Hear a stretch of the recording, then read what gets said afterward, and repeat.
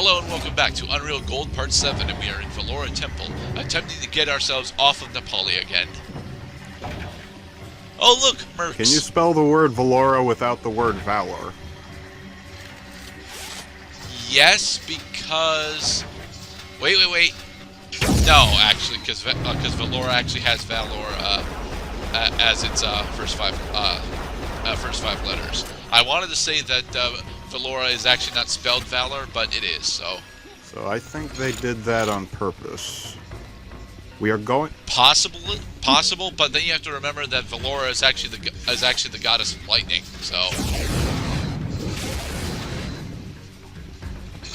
And what a spectacular display of power, lightning. Which I actually recently read is how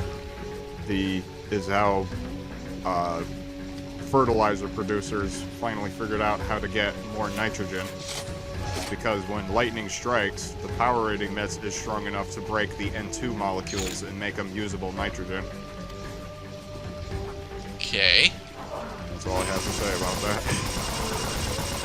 that. So does that mean that fertilizer is also primarily made using well, actually we know that fertilizer is primarily made using explosive ingredients. Yeah.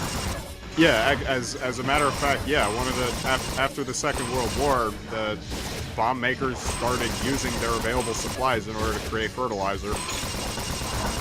How about that?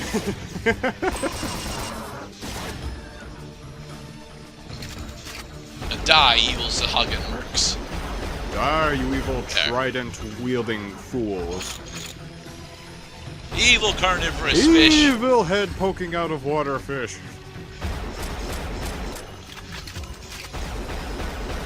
Shoot you. Did you ever play Perfect Dark, dude? I played Perfect Dark 0.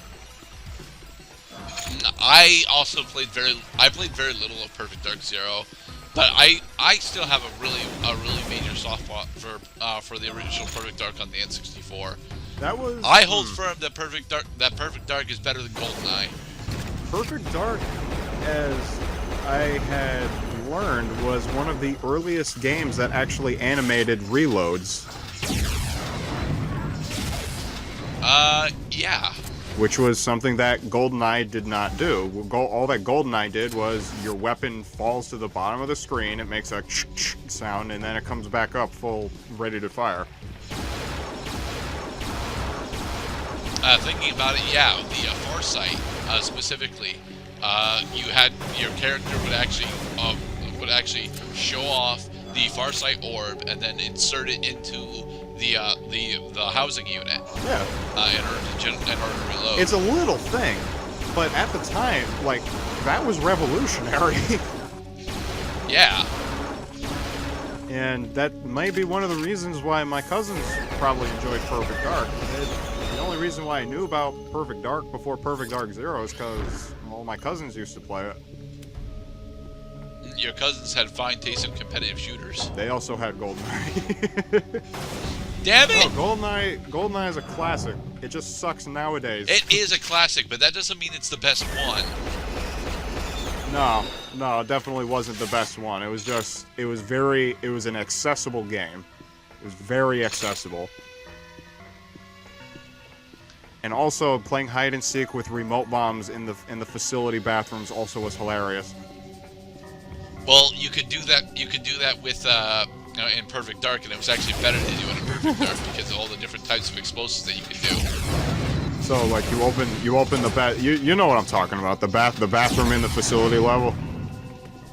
Yeah. So you open the stall, and it's like, surprise, and a remote bomb explodes and kills whoever just opened the door. Yeah. Mind you, in Perfect Dark, you could actually do it with proximity mines. Yes, you can. I don't know. It's just something about the suggestion of toilets exploding just makes me giggle. It's because you're a 10-year-old on the inside. I mean, it's because I grew up with, what was it? Ernest. It was Ernest Goes to Camp. The Ernest movies. I don't actually like the Ernest movies. Mind you, the only one that I know about from personal experience, I think, is Ernest Saves Christmas. Ah, that was one of the later ones, if I recall. Just as long as it wasn't Ernest Get Scared Stupid. I most certainly did not watch Ernest Get Scared Stupid. He got covered in snot. It was troll snot. So it was a Nickelodeon movie then. Yeah, pretty much. Okay. Did you remember that the Wizards of Waverly Place got a movie? The Wizards of Waverly Place? Yeah. No. Yeah, they ended up getting a movie where they went to Hawaii on vacation. Just get these goddamn characters in front of a camera. It will work, I promise. Alright, now go back to pick up the shield bolts, please. You got me, partner. Clutching stomach in pain. And there, got the shield belt.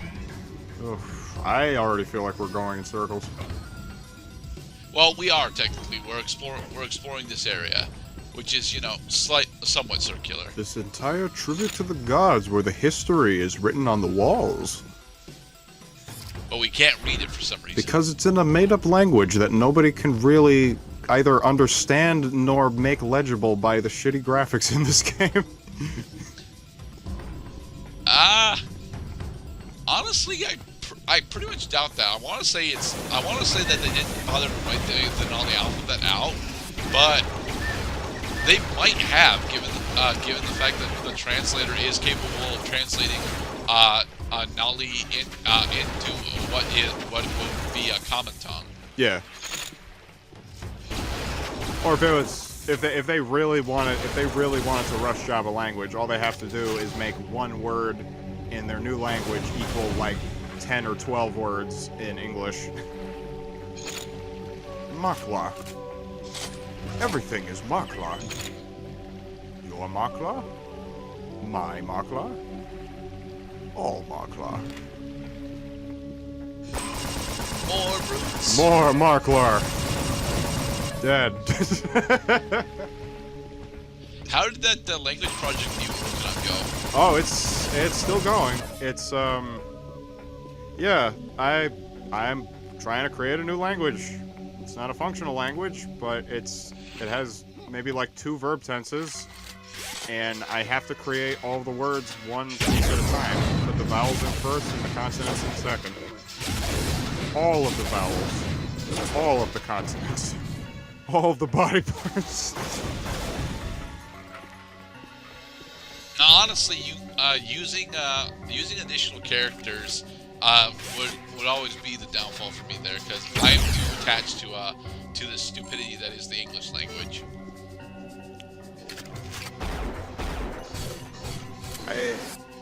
And it's interesting how the more exposure you have, especially to foreign languages, it increases your awareness of just like languagehood. You know, what is the ways by which people in general communicate? Context. Like in Japanese, where context is very important in pretty much every message.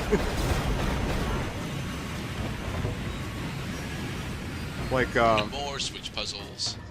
Have you had the pleasure of playing an entire game that's voiced in English, voiced in Japanese on a second playthrough?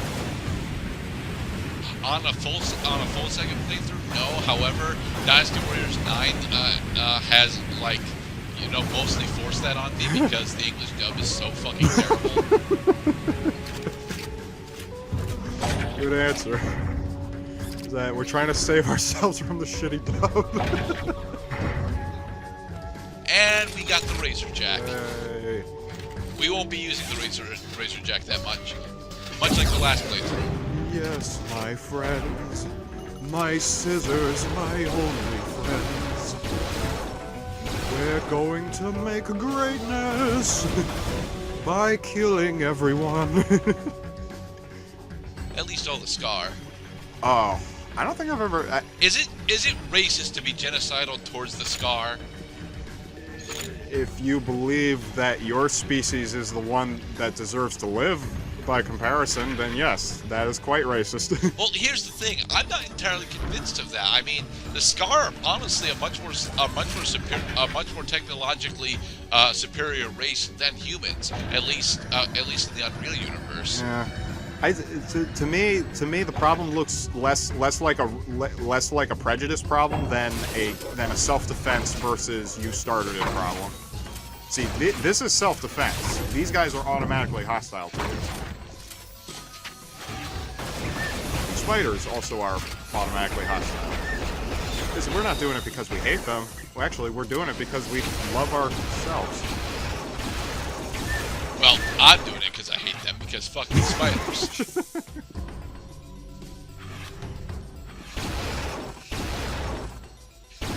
You racist bastard. You see, I don't have to use the ASMT on the spiders. I could just use the upgraded dispersion pistol. Booyah! Boom.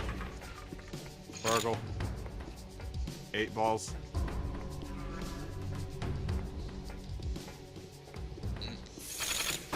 Alright, we are nearing the end of Valora Temple. You can tell because the spider webs are back. Light trickery suddenly made me think about levels from Jersey Devil that my mind had not traveled to in quite an age.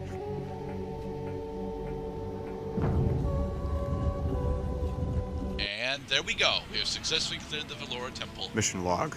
The water is soothing, but I cannot have any of it to drink. I think I may be dying. Starvation. Thirst. Lack of people to talk to. And we didn't get a log. Damn it. And my audio bug has precluded me giving anything of value to this narrative. Sad. So how many have we killed so far? It is rather soothing water, though. What was that, 130 total kills we have so far? I think it said 134.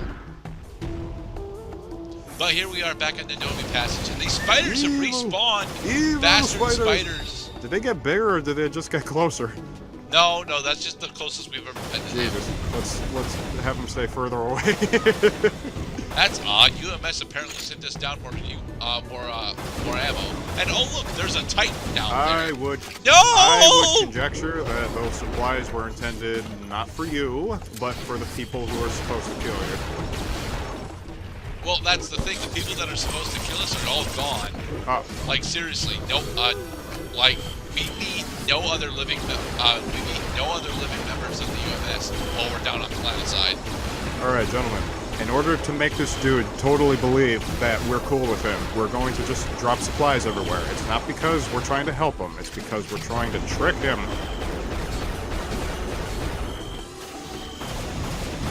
But what? Well, I mean, finish the job. You didn't make him into body parts. Well, no, I shot at him additional times to make sure that he was dead. Because if you recall, even several times in this playthrough, the Scar have feigned death on me, and it's caught me off guard. So fuck that. So, well, I mean, so if you did continue to keep shooting the corpse, it would have eventually blown to bits, right? Yes, it would have. I think that's a... Well, that would be my motivation, personally. It's just... I mean, yeah, in the interest of not getting blindsided by a guy who's faking it, just make them into body parts. They're harmless.